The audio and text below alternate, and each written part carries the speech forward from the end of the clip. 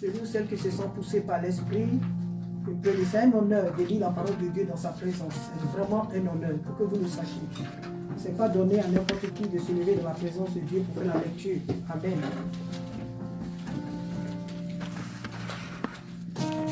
Alléluia.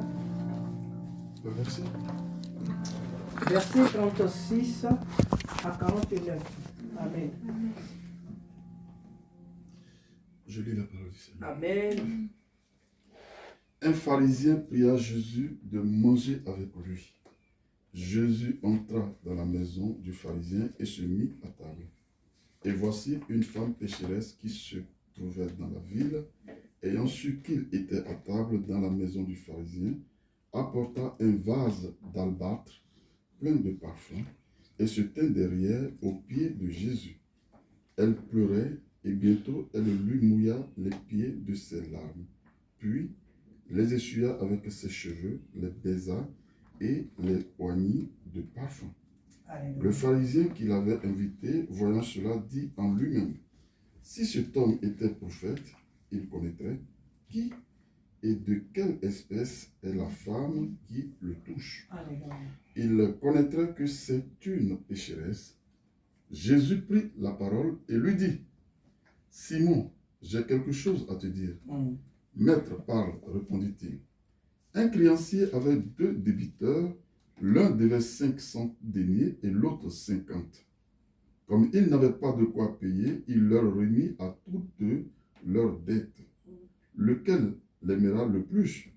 Simon répondit, celui, je pense, auquel il a le plus remis. Jésus lui dit, tu as bien jugé. Amen. Puis se tournant vers la femme, il dit à Simon, vois-tu cette femme? Je suis entré dans ta maison et tu ne m'as point donné d'eau pour laver mes pieds. Mais elle les a mouillés de ses larmes et les a essuyés avec ses cheveux. Tu ne m'as point donné de baiser. Mais elle, depuis que je suis entré, elle n'a point cessé de me baiser les pieds. Tu n'as point versé d'huile sur ma tête, mais elle a versé du parfum sur mes pieds. C'est pourquoi je te le dis, ses nombreux péchés ont été pardonnés, Alléluia. car elle a beaucoup aimé. Alléluia. Mais celui à qui on donne peut aimer peu.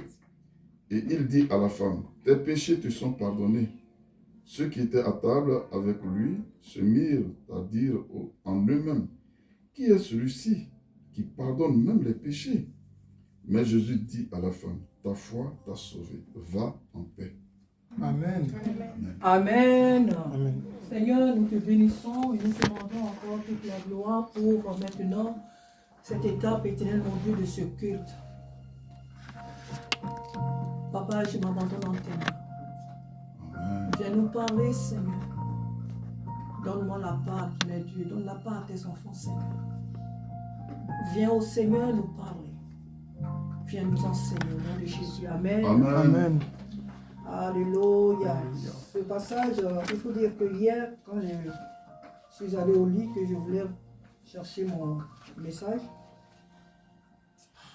je ne savais pas quoi, j'ai fermé la Bible et je me suis couché. Ce matin, très tôt, par la grâce de Dieu, quand il m'a réveillé, par sa grâce, je suis tombé sur ce passage. Je voulais passer et le Seigneur m'a permis d'y rester.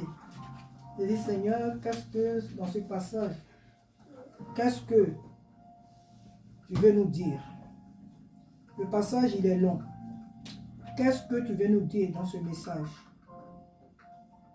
Et il m'a dit, c'est la question que tu dois poser, que vous devez vous poser. Alléluia. Et cette question, elle est le thème. Alléluia. Amen. Que fais-tu de Jésus dans ton cœur? Alléluia. Amen. Que fais-tu de Jésus que tu as laissé entrer dans ton cœur? Qu'est-ce qu'il y fait? Nous voyons ici l'histoire d'un homme gentil, un homme bon, un homme qui aime partager. Un homme qui a vu Jésus et qui a trouvé bon, qui a jugé bon de l'inviter chez lui pour partager son repas. Ce n'est pas tous les jours on reçoit ces gens d'invitation. Ce n'est pas n'importe qui qu'on invite chez soi. Quand tu invites une personne chez toi, c'est que quelque part, tu attends de lui quelque chose. Surtout quand cette personne-là s'appelle Jésus-Christ de Nazareth. Tu ne l'invites pas parce que, pour faire tout simplement bonne figure, si on peut dire comme ça, bonne figure ou je ne sais pas. Non, tu l'invites parce que tu attends de lui quelque chose. Simon dit, Jésus vient chez moi pour partager mon repas. Et donc, Simon a été, la Bible l'appelle le pharisien. Simon a été bon en invitant Jésus. Mais lorsqu'il invite Jésus, il y a des choses qu'il devait faire. Quand tu invites quelqu'un, tu dois, le fait déjà même que tu l'as invité, c'est bien. Mais quelqu'un peut t'inviter chez lui et te déshonorer. C'est vrai. Quelqu'un peut t'inviter chez lui et te manquer du respect. Quelqu'un peut t'inviter chez lui et te bafouer. Quelqu'un peut t'inviter chez lui et ne pas te donner la chaise ou le fauteuil d'honneur. Il peut te mettre à terre, il peut te dire assieds-toi là, sur la place qui n'est même pas considérée. Cependant, ce n'est pas toi qui as demandé à la personne, invite-moi, pour qu'elle se dise que, écoute, je ne voulais pas l'inviter, mais c'est elle qui m'a pressé, donc écoute, assieds-toi là. Mais c'est la personne qui a réfléchi et qui a jugé bon de t'inviter chez elle. Donc normalement, elle devait te donner la place d'honneur. Mais c'est fort possible que celui ou celle qui t'invite chez elle ou chez lui te donne la place la plus déshonorée de la maison. Simon a invité Jésus. Le pharisien, c'est lui qui a jugé bon d'inviter Jésus. Il a invité Jésus pour partager un repas. Mais il y a des choses qu'il devait faire qu'il n'a pas fait. Il y a des choses qu'on fait à un maître, à un chef, que Simon n'a pas fait. Ou n'a pas fait. Bon, je ne sais pas si je m'exprime bien. N'a pas fait. N'a pas fait. Alléluia, des choses. Simon s'est contenté tout simplement d'inviter Jésus et de lui donner le repas. Oh, Simon sait que dans la loi hébreu, lorsque tu invites une personnalité chez toi, tu dois aller au-delà du repas que tu lui donnes. Tu dois laver ses pieds. Tu dois l'honorer. Pourquoi? Parce que ce n'est pas un simple visiteur, c'est un chef, un roi. Simon avait oublié cela. Alors donc, il a invité Jésus et ils sont à table en train de manger. Jésus, connaissant toutes ces choses, Jésus n'a pas contesté. Pourquoi? Parce que si quelqu'un t'a invité chez lui et qu'il n'a pas fait ce qu'il devait faire, tu n'as pas... Dans un autre sens, on pourrait dire non, quelqu'un m'a invité chez lui et ne m'a pas respecté, donc je vais partir. Parce que ce n'est pas moi qui lui ai demandé de m'inviter. Mais elle m'a invité dans le but de m'humilier, donc moi je sors de chez elle. Mais Jésus n'est pas comme ça. Jésus n'est pas pressé. Jésus, ce n'est pas un être qui est pressé. Il est très, quelquefois, lent. Parce qu'il connaît la fin de toute histoire. Donc il n'est pas pressé. Voici que dans cette histoire, une femme prostituée, une femme de mauvaise vie, elle va apprendre que Jésus a été invité par le pharisien Simon, un grand homme. Et lorsqu'elle apprend que Jésus était dans cette maison, elle va chez elle rapidement. Elle dit, voici une occasion à ne pas rater. Ah, voici l'occasion à ne pas rater. Jésus est chez Simon. Les Ivoiriens disent souvent, à temps normal, oui, à temps normal, cette femme ne pouvait pas rentrer chez Simon. Parce que c'est une femme qui est déjà cataloguée dans le pays. Elle est connue pour une femme de mauvaise vie. Donc, ces gens de femmes, les hommes qui se disent pieux, ne s'approchent pas de ces femmes.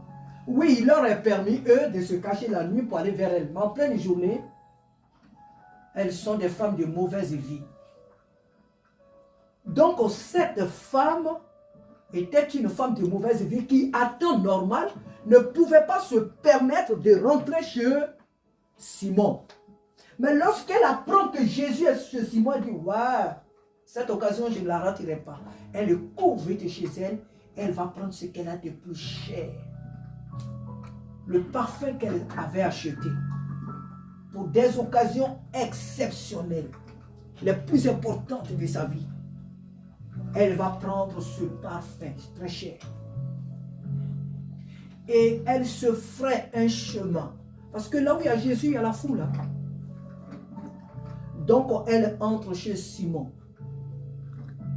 Elle brise les protocoles. Mais qu'est-ce qu'elle vient faire ici? Elle dit, moi tout ça, je m'en fous de ce que vous pouvez dire aujourd'hui de moi. Il y a quelqu'un qui est dans cette maison qui m'intéresse. Il y a quelqu'un dans cette maison que je dois voir, que je dois rencontrer.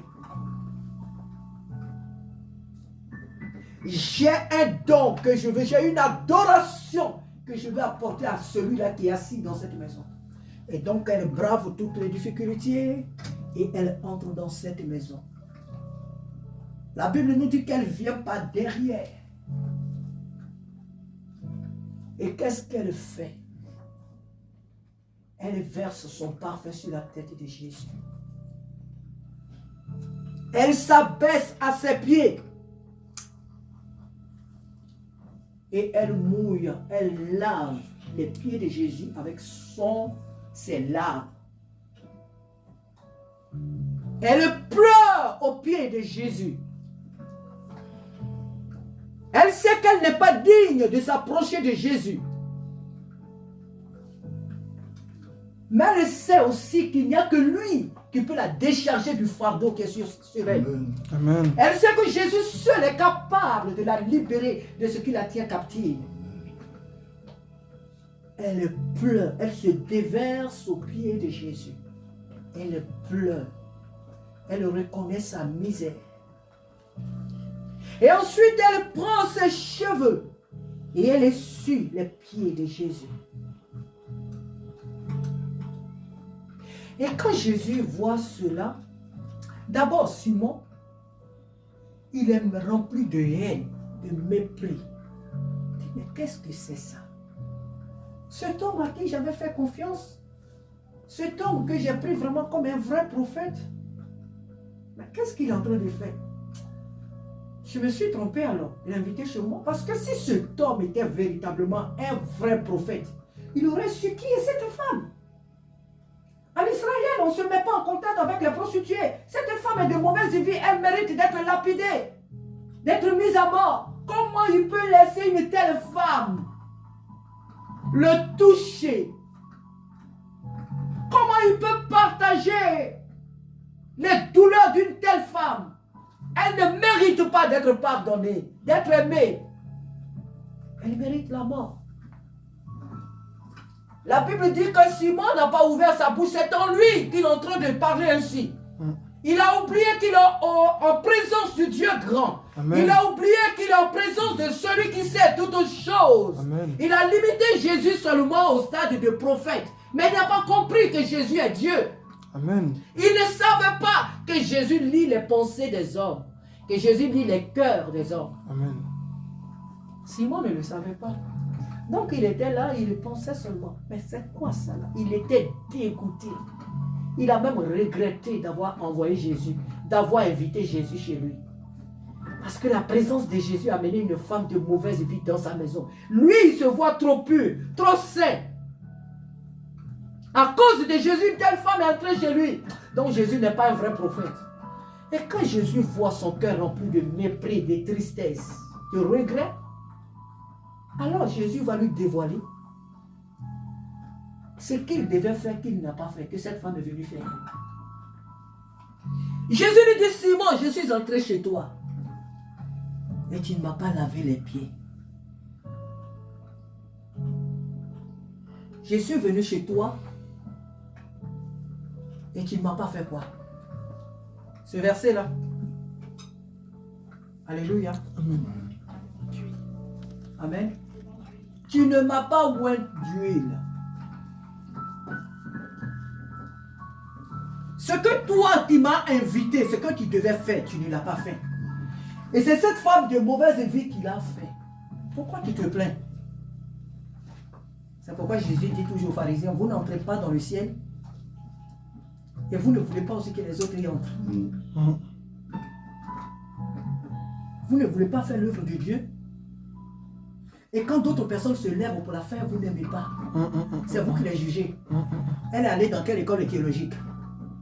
Il a fait quelle étude biblique? Mais qui est son pasteur? Mais qui est son prophète? Mais qui sont ses pères spirituels? Vous n'entrez pas au ciel et vous empêchez aussi les autres d'y entrer. Mais nous revenons, frères, à la question que Jésus nous pose ce matin. Que fais-tu de Jésus dans ton cœur? On pourrait dire que Simon, il a accepté Jésus comme son Seigneur et son Sauveur, n'est-ce pas? Jésus est entré chez lui. Mais que fait-il avec Jésus? Quand Jésus vient dans notre vie, il vient pour... Ésaïe 50, 61 nous le dit. Quand Jésus vient dans notre vie, il vient pour une raison. Il dit, voici, je me tiens à la porte et je frappe. Si quelqu'un entend ma voix et qu'il m'ouvre, j'entrerai chez lui. Je souperai avec lui et lui avec moi. Donc quand Jésus vient quelque part, c'est pour une raison qu'il vient. Simon l'a invité pour une œuvre charnelle. Manger, boire, se réjouir et puis ça s'arrête là. Son âme, il s'en fout. Alors la question qui nous est posée ce matin, nous avons accepté Jésus. Nous l'avons laissé ouvrir. Nous avons ouvert les portes de nos cœurs à Jésus et il est entré en nous. Il est actuellement assis dans nos cœurs. Il est assis à notre table comme Simon. Comme dans la maison de Simon. Mais que faisons-nous avec Jésus dans notre vie, dans notre cœur?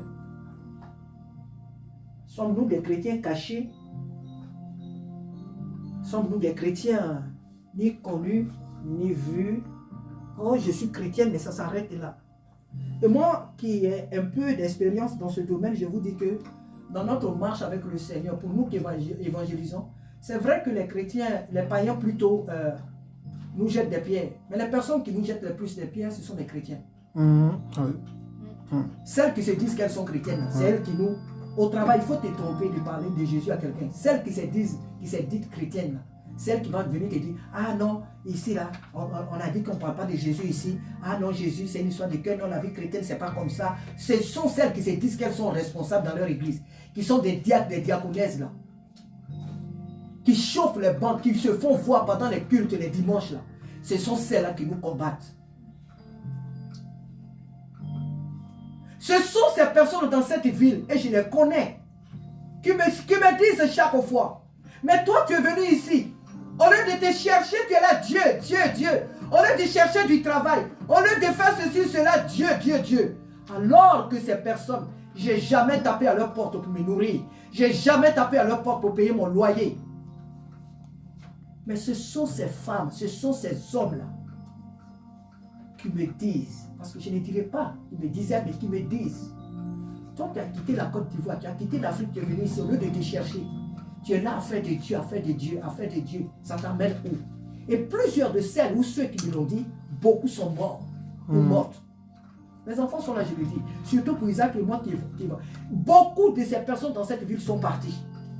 Elles n'ont pas voulu accepter Jésus. Nous avons accepté Jésus pour une raison, jeunes gens. Famille. Jésus, nous l'avons laissé. Il ne nous a pas obligés. Hein. Jésus n'a pas obligé Simon à venir chez lui. C'est Simon, la Bible nous dit clairement que c'est Simon qui a invité Jésus. Alors nous, on nous a parlé de Jésus et nous l'avons accepté. Nous avons accepté que Jésus vienne siéger dans notre cœur. Alors que faisons-nous avec Jésus? Ou que faisons-nous de lui dans notre vie? Qu'est-ce que nous faisons avec ce Jésus dans notre vie?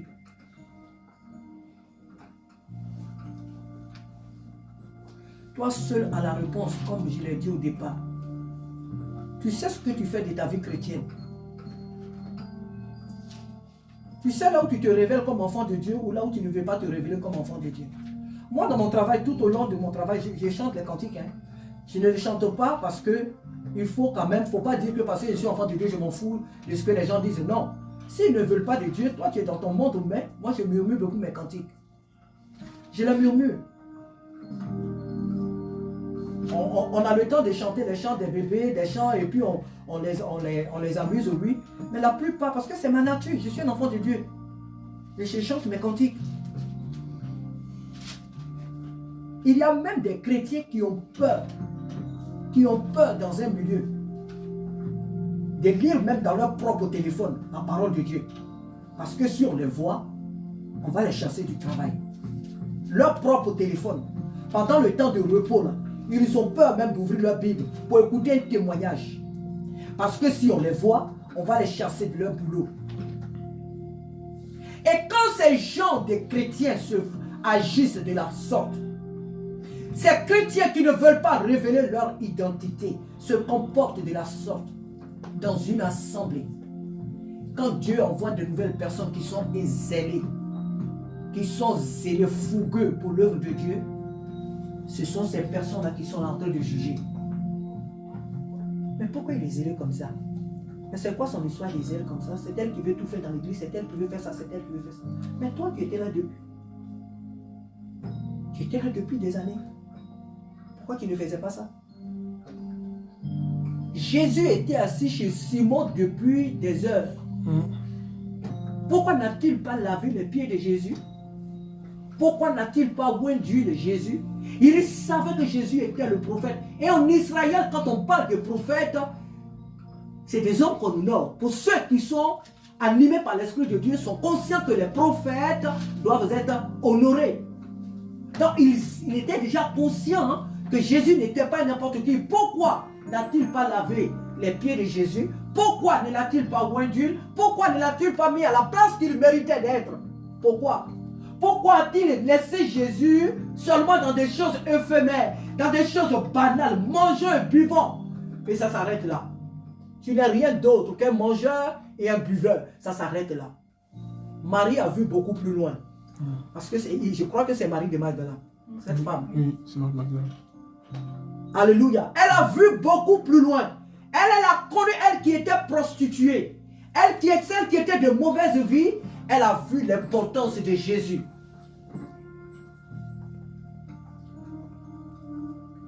Chers frères et sœurs, nous avons accepté Jésus et il est venu dans notre vie. Honorons-le. Honorons-le à sa juste valeur. L'honorer à sa juste valeur, c'est fuir tout ce qui est mauvais. Premièrement. L'honorer, c'est fuir le péché. Et nous disons souvent que le chrétien pêche. Tous nous péchons ici. Tous. Mais la pratique, nous ne devons pas pratiquer le péché. Parce que nous ne sommes plus de la nature pécheresse. Nous sommes devenus le peuple de Dieu. Si quelqu'un est en Christ, il est devenu une nouvelle création. Les choses anciennes sont passées. Voici toutes choses sont devenues nouvelles. Révélons Christ au monde. Voilà pourquoi il est venu dans notre vie. Ne soyons pas intimidés par des lois. Ne soyons pas intimidés par des principes, je ne sais quoi, qui sont établis là où nous sommes, là où nous travaillons, là où nous allons à l'école. Quoi que nous fassions, la Bible est claire je crois, dans les épîtres de Timothée. Il dit, enseigne la parole. Annonce l'évangile en toute occasion. Amen. Favorable ou défavorable. La Bible est claire. On ne dit pas qu'au moment où on est en train de travailler, on parle de Jésus. Au moment où on est en train de faire ça, il faut parler de Jésus bêtement. Mais il y a des occasions que Dieu nous donne dans nos services. Il y a des occasions que Dieu nous donne pour pouvoir annoncer sa parole. Dans le train, dans le bus, révélons ce Jésus qui est assis dans notre cœur. Donnons-lui la place qu'il mérite.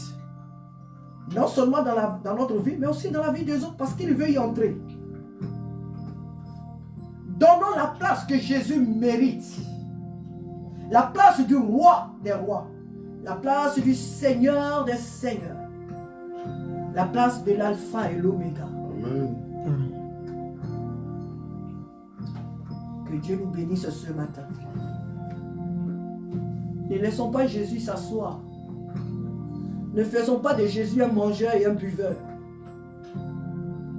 Faisons de lui celui qui mérite d'être adoré, d'être loué, d'être célébré, d'être magnifié. Faisons de ce Jésus celui qui mérite de recevoir nos honneurs, de recevoir comme Marie ce que nous avons de plus cher, notre temps. Le chrétien qui est chez lui toute la journée, il n'a aucun moment d'aller prier. Quitter un peu la télévision et aller dans sa chambre pour prier.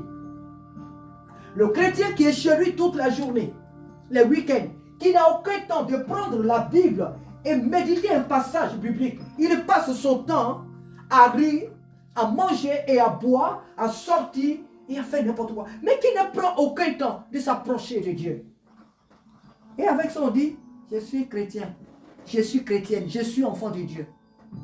N'agissons pas comme Simon. Il a certainement bien fait d'inviter Jésus.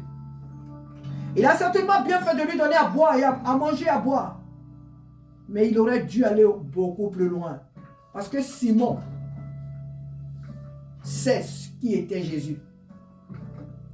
Simon sait qui était Jésus. On n'invite pas n'importe qui chez soi. Simon savait qui était Jésus. C'est pourquoi il avait invité Jésus. C'est pourquoi il l'avait invité chez lui. Mais malgré qu'il a eu cet amour d'inviter Jésus chez lui, il ne l'a pas mis à la place qu'il fallait qu'il soit. Et c'est quelqu'un de l'extérieur. Quelqu'un qui le méprisait.